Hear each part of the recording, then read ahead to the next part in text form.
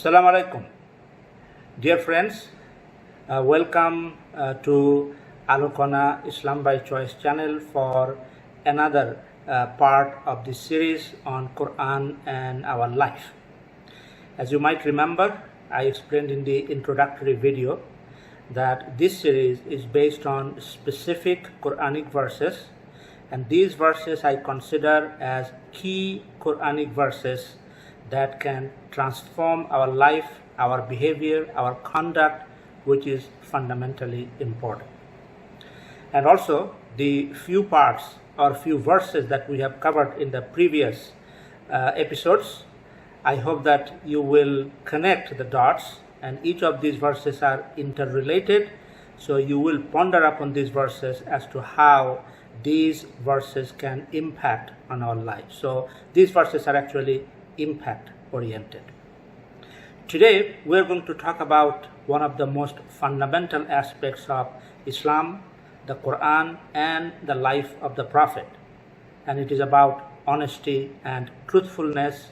And in this regard, the particular verse that we are going to refer to is from Surah At-Tawbah, Surah number 9, verse number 119. Bismillahir Rahmanir Rahim.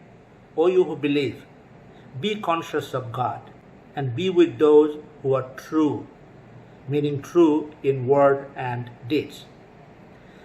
Nothing really would matter if it is not true. God, the hereafter, heaven, hell, would not matter if those are not true. Thus, the most important foundation of Islam is the truth, that for us as individuals translates into honesty and truthfulness.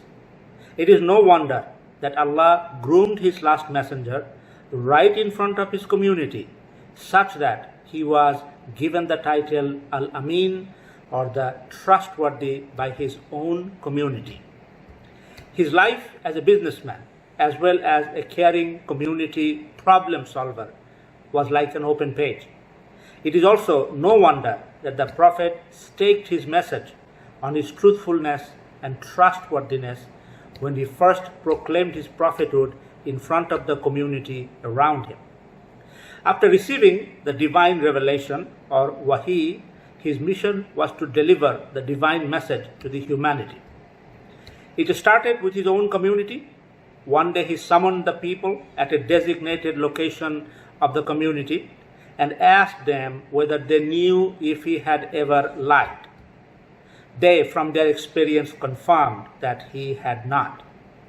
Then he presented his message as the last messenger of God.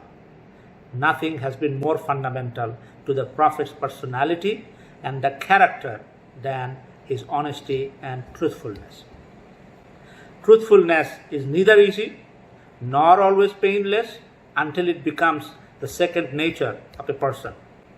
The Prophet, peace be upon him, taught, truthfulness leads to righteousness, and righteousness or birr leads to paradise. And a man keeps on telling the truth until he becomes a truthful person. Falsehood leads to al-fajur, or wickedness, evil doing, and al-fajur leads to the hellfire, and a man may keep on telling lies till he is written before God a liar. This is from Sahih al-Bukhari, volume number 8, number 116.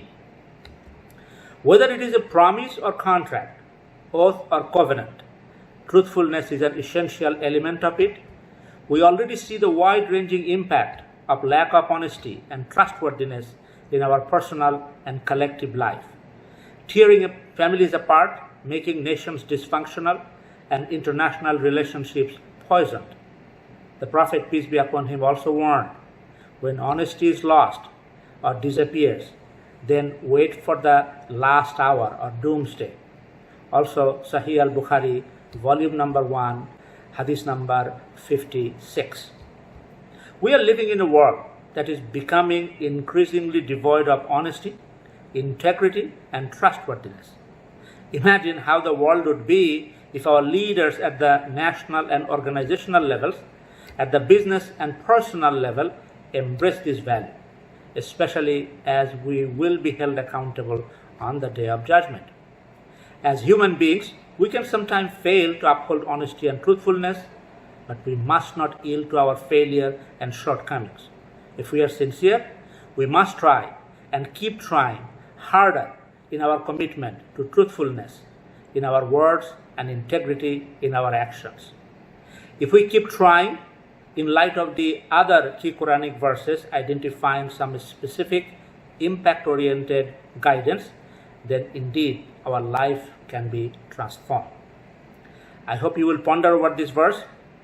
We all should assess ourselves in light of this verse, identify the deficiencies, and commit ourselves so that we can overcome those deficiencies if we have.